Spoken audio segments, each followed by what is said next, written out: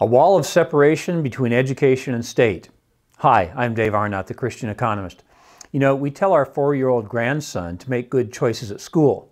Then shouldn't we give him a choice of school to attend? Output.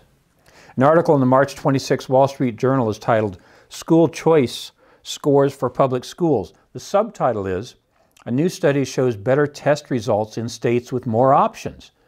The article goes on to say, the latest is a study that finds a positive correlation between the education options states offer and test results on the National Assessment of Education Progress.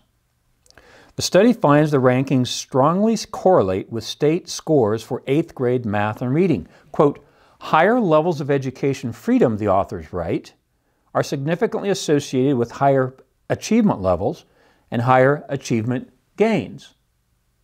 As an economist, this does not surprise us very much. Choice makes things better.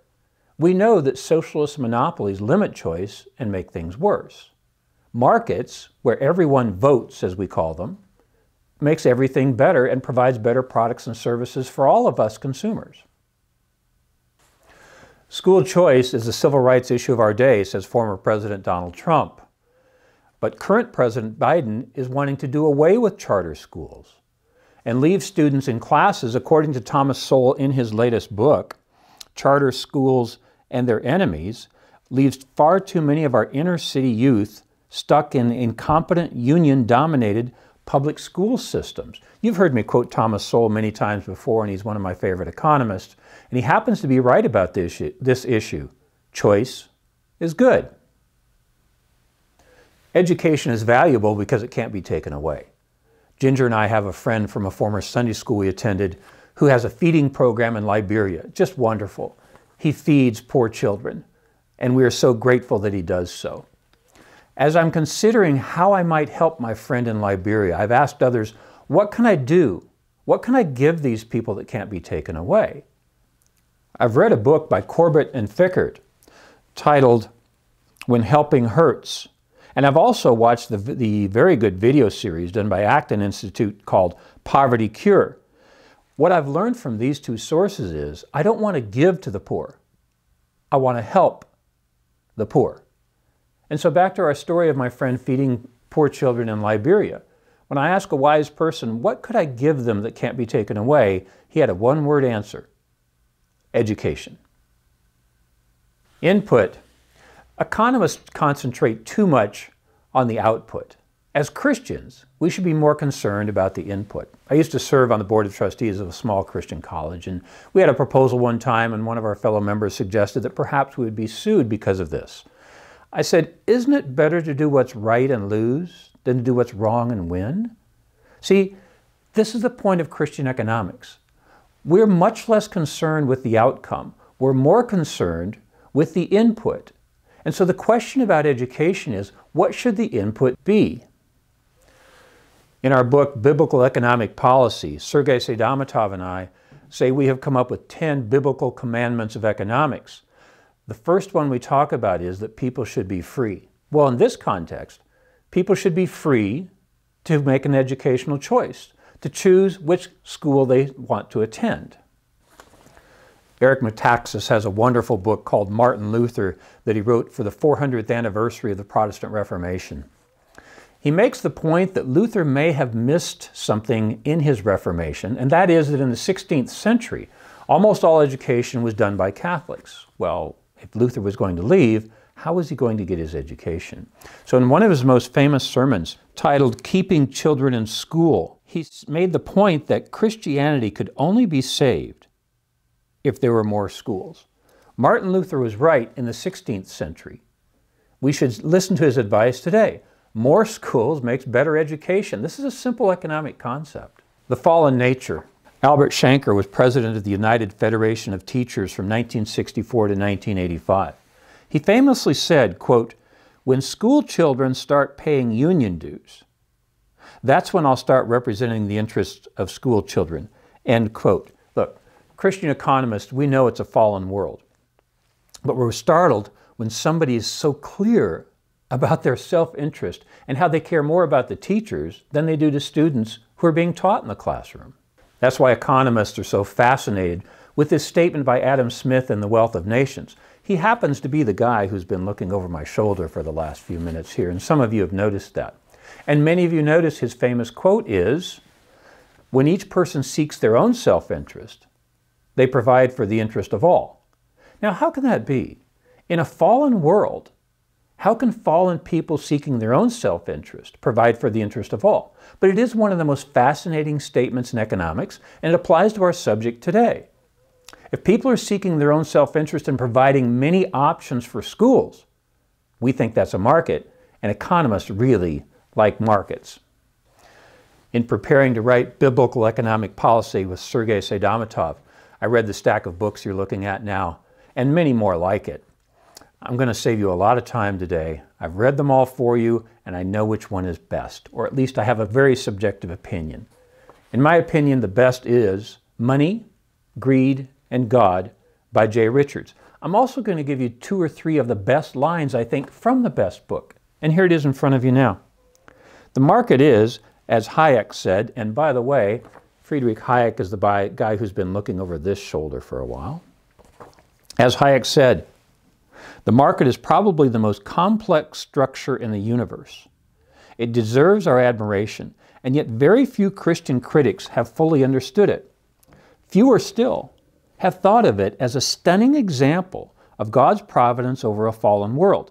It is just what we might expect of a God who, even in a fallen world, can still work all things together for good. End quote, Jay Richards, Money, Greed, and God. Christianity and Education. In their recent book titled The Wealth of Religions, Rachel McCleary and Robert Barrow of Harvard University state that religion and education correlate. Why do Christians want the populace to be educated? It's because we believe that each individual makes a decision about the acceptance or rejection of the author of Christ as their personal Savior. To do so, you have to be able to read. This is why almost all American universities were started by Christians, and why Harvard's first crest had 3 books featured on it: physical, mental, spiritual. The physical and mental books were facing the reader. The spiritual book was turned backwards to indicate we can't fully understand God. But when you look at the new Harvard logo now, all 3 books are facing the reader, meaning they think they can fully understand God. And the old slogan, Veritas tu Christo Ecclesias, has now been summarized to Veritas, and the word Veritas is oddly broken up into different letters on 3 books, which makes no sense. But the point is, Christians like education. And we have started the greatest educational institutions in America. Why? Because it's in our Christian worldview. We think the individual must understand what they're doing. Choice. The market is where everyone votes. Doesn't that sound like a democratic way to make decisions? And doesn't that sound like a democratic way to distribute education? Or to quote former Speaker of the House, Dick Armey, speaking at DBU many years ago, he said, markets are smart, governments are dumb. This is not criticizing governments. They are made up of people who are fallen and don't understand all the facts. Only the market can do that. That's why the more you understand about economics, the greater admiration you have for markets, as Hayek did when he called it spontaneous order. And nobody can figure out how it works, but it works so well. I tell my students it's provided for them. The shoes on their feet, the computer in front of them, the breakfast they snarf down on the way to the 8 o'clock economics class. If it provides these things, shouldn't the market also provide the more important things? So Christian economists are asking this question. Why is it that perhaps, arguably, 2 of the most important things in society, education and healthcare, are rapidly becoming monopolies of a socialized government? The United States has a market for religion, as stated in their book, The Wealth of Nations by McCleary and Barrow. We didn't always. In colonial times, there were state churches. Now, there were some Baptists who were running around from one state to another, ministering to people, and many of the state churches threw them out. And so they appealed to Thomas Jefferson, who wrote his famous letter to Baptist pastors, saying there should be a wall of separation between church and state. Maybe as we go 240 years forward from Thomas Jefferson's advice to Baptists, maybe there should be a wall of separation between education and state. Maybe the state should not have as much control of education. Maybe we should seek education just like we seek almost everything else in life, from a market.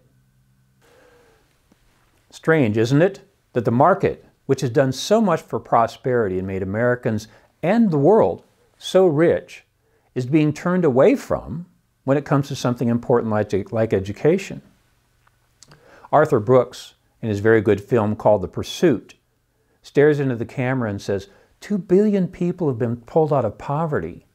What did that? The obvious answer, what did that, Arthur Brooks says, is the market. It is the market that in my lifetime has made worldwide poverty go from over 52% to now 8.3%. That's the market. Shouldn't it also produce education? The Wall Street Journal reported this week, nearly 50 school choice bills have been introduced this year in 30 states. It's a testament to how school shutdowns have made the advantage of education choice more evident and its need more urgent. So if we're going to tell our children to go to school and make good choices, shouldn't we give them a choice of what school to attend? Why would I ask my 4-year-old to make good choices and not give him one? I'm Dave Arnott, the Christian Economist, where our slogan is, fear God, tell the truth, earn a profit. See you next time.